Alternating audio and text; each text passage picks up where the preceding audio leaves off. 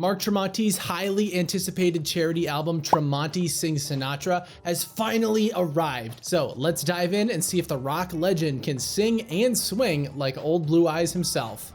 Tremonti Sings Sinatra has 14 songs and a runtime of 46 minutes and 29 seconds. The record is all covers of songs by the late singer Frank Sinatra, known as one of the best-selling music artists of all time and one of the most influential American artists of the 20th century. Frank had a distinct, unique style that's challenging to replicate. But for Mark Tremonti, it's no sweat. He's proven himself to be not only a phenomenal guitarist, songwriter, and metal singer, but also a bona fide crooner. He tackles some of Sinatra's biggest hits, like My Way, That's Life, and Come Fly With Me, and he absolutely nails them. We'll get into the nitty-gritty of those songs soon, but first, let's talk about the record as a whole. Simply put, this album is nearly flawless. It's everything that you could want out of a Sinatra cover album and more. Mark throws in tons of these little scoops, nasalized words, fall-offs, and other quirks that just create so much personality in every song. His choices are distinct enough from Frank's that he's not a flat-out copy, but he still manages to remain faithful to the original recordings. That goes to show just how much work he put in for this project. Every moment is carefully thought out and executed to perfection. Speaking of perfection, the backing tracks provided by Sinatra's own band are spot on, and with updated recording technology, they sound just as good, if not better, than they did with Sinatra. Every part has its place in the mix, and no instrument overpowers another unless it's the focal point of a section. More importantly though, the instrumentals complement Mark's singing voice and support him just the right amount without becoming overbearing. The clarity and balance of this album absolutely blew me away. I spend a lot of time listening to loud, dominating rock music, so it's quite refreshing to listen to something with a little bit more space and room to breathe. And yet, it's still one of my favorite artists performing. I guess in this instance, I can have my cake and eat it too. Both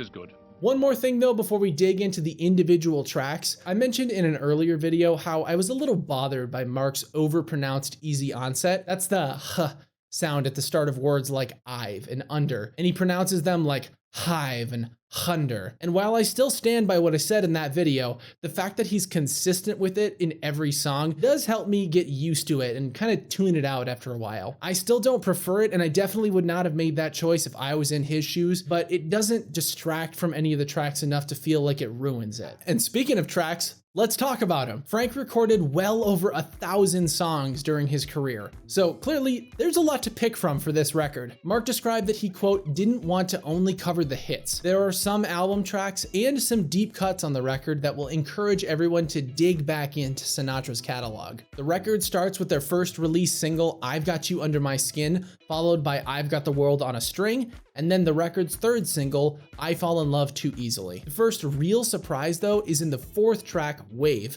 breaking both the pattern of swing and starting songs with the word I. I mean, seriously, they had to have done that on purpose, right? Wave is a sultry bossa nova tune that features Mark's rich baritone voice and phenomenal Latin guitar accompaniment. Mark does something that I was not expecting though. He hits that stupid low E flat at the end of each chorus and it doesn't sound bad. I swear, I've never heard a note from him that low, so I was genuinely shocked when I first heard it. It's obvious that he's near the bottom of his range since that note has a little bit of grit and gravel to it, but I didn't even think that he could go that low to begin with, so I was very, very impressed. Hey, before we continue with the rest of the songs, if you're enjoying this review, make sure to give it a thumbs up down below. It helps spread the video to a lot more people who could also be interested in this record, and I appreciate it a lot. So thanks. The next two songs, Fly Me to the Moon and Nancy, are solid recordings, but I think that they serve more as a lead-in to one of the true peaks of the record, My Way. This song is different than its predecessors. Instead of utilizing the full band, Mark is accompanied by acoustic guitar and rhythm section, which makes it feel a little bit more personal and intimate. This was the last song recorded for the album,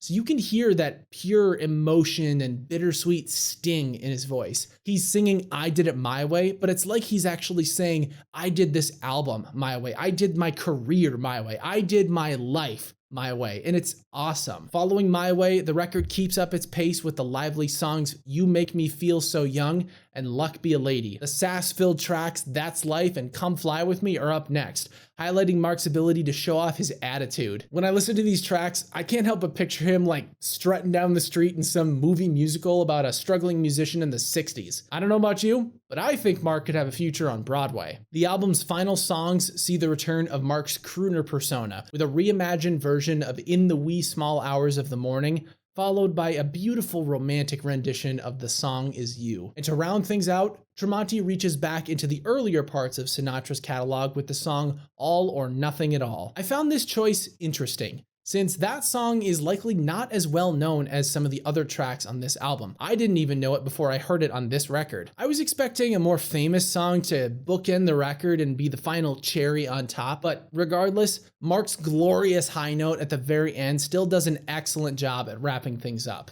Despite having 14 songs, Tremonti Sings Sinatra is the perfect length. I was engaged and entertained from start to finish, and I instantly wanted to listen to it again as soon as it was done. There were plenty of fun moments and surprises, but I never felt like something didn't work. Every choice made by Mark, the band, and the producer was the right choice, and it's a testament to the pure talent and dedication of all of the people involved that they managed to create such a creative, original product while still paying homage to one of the greatest singers to ever live. All around, Tremonti Sings Sinatra is a fantastic album and well worth the investment. Plus, the album was inspired and dedicated to his daughter, and the proceeds are going to the National Down Syndrome Society to help people with developmental disorders. So there's literally no reason not to buy it. It's a win-win all around. I must say though, I was disappointed by one thing.